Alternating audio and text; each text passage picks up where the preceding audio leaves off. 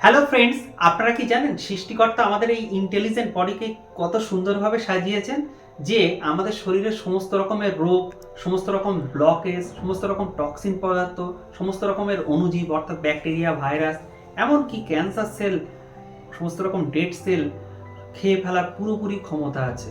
তাহলে প্রশ্ন, আমাদের এই কাজে বাধা দেয় কে? উত্তর হবে একটাই, যে আমরা। যদি আপনি চান টাইপ 2 ডায়াবেটিস সম্পূর্ণরূপে নির্মূল করতে, যদি আপনি চান স্ট্রোক এবং হার্ট অ্যাটাকের মতো বিমারি থেকে মুক্তির জন্য, যদি আপনি চান মারণ রোগ ক্যান্সার থেকে মুক্তি পাওয়ার জন্য, যদি আপনি চান সমস্ত রকম রোগ থেকে নিজেকে সেভ করার জন্য, আশা করি এই ভিডিওটি আপনাদের জীবনে একটা বড় প্রভাব ফেলবে, এটুকু আমি বিশ্বাস করি। তাই ভিডিওটি না কেটে পুরোটা দেখার জন্য অনুরোধ রইল। চলুন যাওয়া যাক 1974 সালে, যখন ক্রিস্টিয়ান ডি ডুবে আবিষ্কার করলেন একটা গুরুত্বপূর্ণ তথ্য।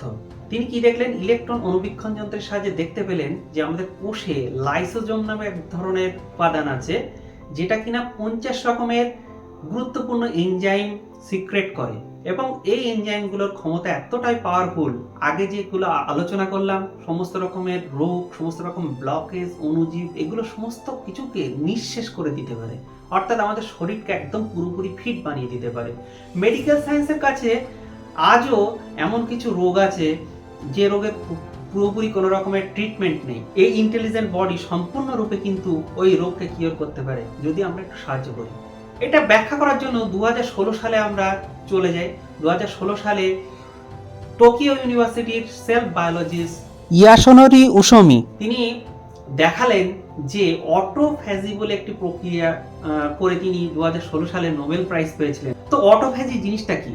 অটোফেজি হলো, অটো কথার অর্থ হলো নিজে নিজে, সেলফ, এবং ফেজি কথার অর্থ হলো টু ইট, অর্থাৎ আমাদের কোষের মধ্যে যখন আমরা যে সমস্ত খাবার খাই, সেই খাবারগুলো পুরোপুরি যদি হজম হয়ে যায়, তারপরে কিন্তু কোষ কিন্তু নিজে নিজে এই সমস্ত রকম জীবাণু অর্থাৎ ব্যাকটেরিয়া, ভাইরাস নামে যে অণুজীবগুলো, এবং আমাদের শরীরে যে আর্টারিতে বিভিন্ন রকমের ব্লকেজ আছে, ফ্যাট, সেগুলোকে কিন্তু সম্পূর্ণরূপে নিঃশেষ করে দিতে পারে।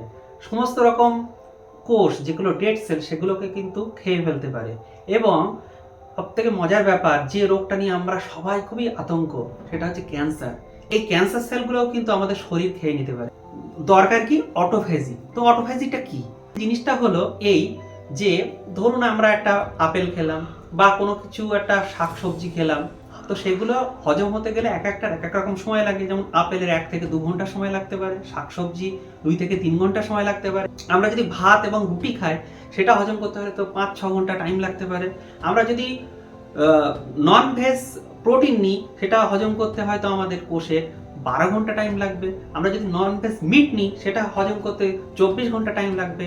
এখন যদি কেউ মনে করে যে না, আমি রাত 9টায় খেয়েছি, আধা ঘন্টা কি 1 ঘন্টা পরের থেকে অটোফেজ স্টার্ট হয়ে যাবে, কি করে সম্ভব? লজিক্যালি দেখতে গেলে আমাদের যে সমস্ত খাবারগুলো খেলাম, সেই খাবারগুলো হজম করার দরকার।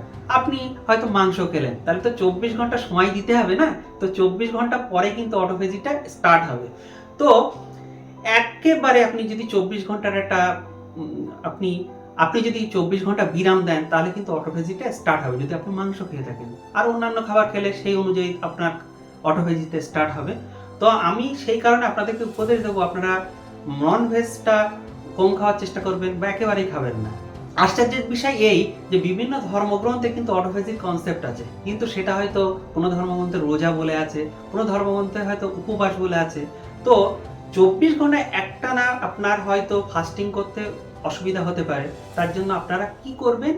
ইন্টারমিটেন্ট ফাস্টিং করবেন। যেমন আমি প্রথম শুরু করেছিলাম 12 ঘন্টা ইন্টারমিটেন্ট ফাস্টিং দিয়ে, তারপর সেটা সময়টা বাড়িয়ে 14 ঘন্টা করেছিলাম, তারপর 16 ঘন্টা করেছিলাম। এটা একটা স্ট্যান্ডার্ড ধরা হয় 16 ঘন্টা ইন্টারমিটেন্ট ফাস্টিংটা। তারপরে অভ্যাস করতে করতে আমি কিন্তু এখন মাসে একবার 24 ঘন্টা কিন্তু ফাস্টিং করে থাকি।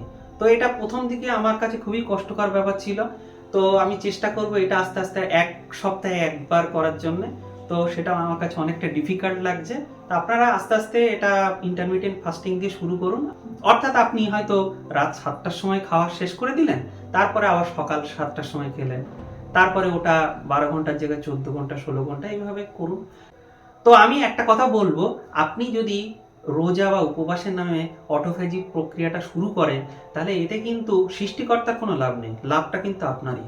তো তো সমস্ত কথাগুলো যদি আমি সামারি করি তাহলে এটা দাঁড়ায় যে আপনারা কিন্তু সমস্ত রোগকে একদম নির্মূল করতে পারেন। আপনার শরীর কিন্তু সমস্ত রোগকে খেয়ে নিতে পারে যদি কিনা আপনি নিজেকে সাহায্য করেন, অর্থাৎ অটোফেজি প্রক্রিয়াটাকে আপনি এগিয়ে নিয়ে যান।